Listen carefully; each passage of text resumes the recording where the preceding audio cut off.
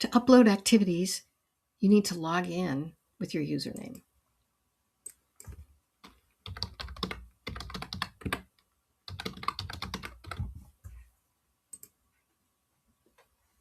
Then you need to go to the Manage Organizations tab. Here, you'll see an opportunity to upload activities. The upload process is summarized here in a 6-step list.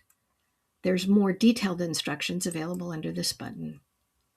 This will take you through step by step and also includes a key for all the fields that are available in an upload.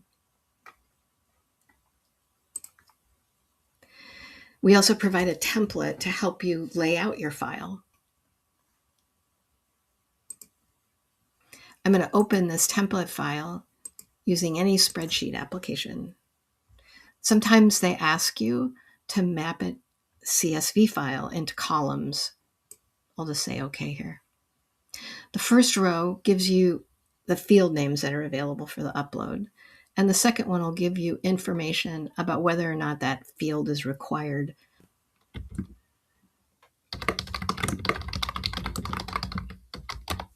I'm going to add a Bluebird house building workshop here. I can fill in a longer description.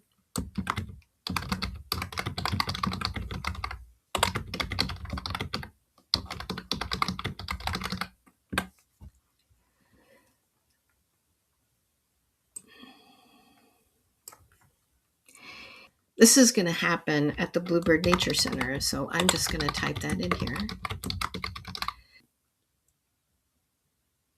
You have the opportunity to create a new location during this load process, but if you do, you would need to complete the address, city, state, and zip. I don't need to do that for this one because the Bluebird Nature Center already exists. You do have to choose an activity type. Is it volunteer or training? If your activity is an ongoing one, you can just put any character in this column to mark it like that. But this one actually takes place on a particular date. So I'll type that in here. If your activity covers multiple dates, you would want to put in an end date. But the system figures if that end date is blank, it just means it's 1 day long. Date description and time description work the same way that they do in the form. You can add an activity URL if you have a page in your site that describes this activity.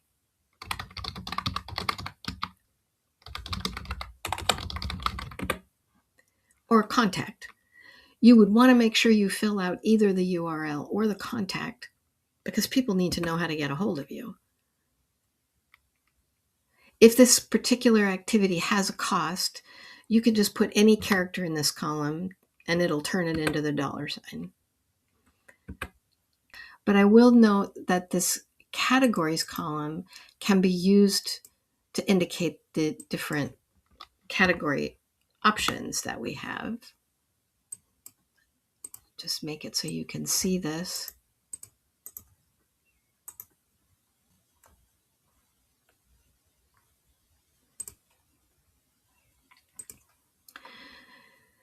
We use these little shorter characters to make it easy for you to type in the categories that we have.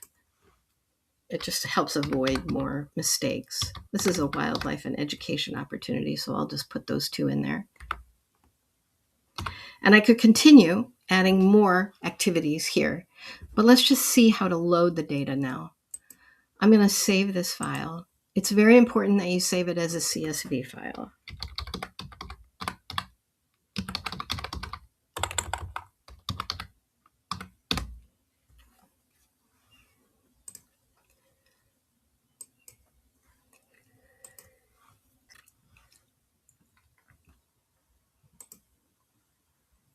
Now that I have a template, I can actually load it into the system.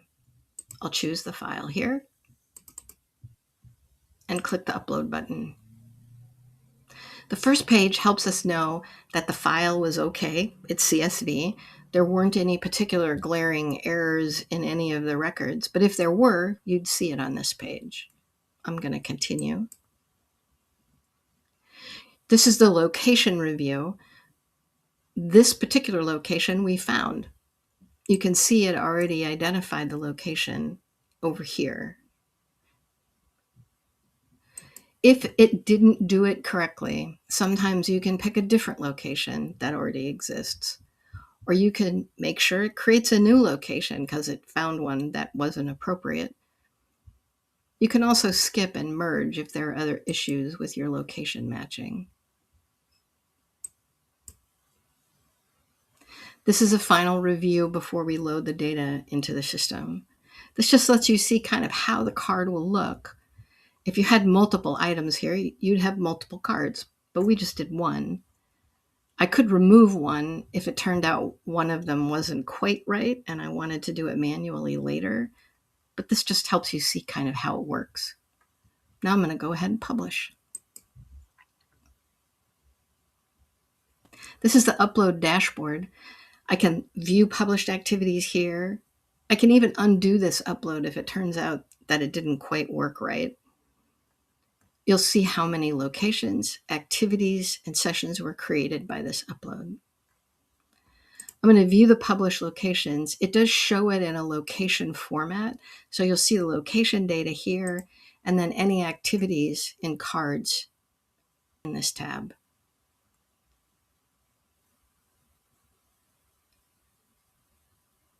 Look for the pencil icon if you want to edit something. And if you'd like to get back to the organization dashboard, you can just use the gear button. Here you'll see that that new activity appears in my activities list. We hope you found that useful, and thanks for joining.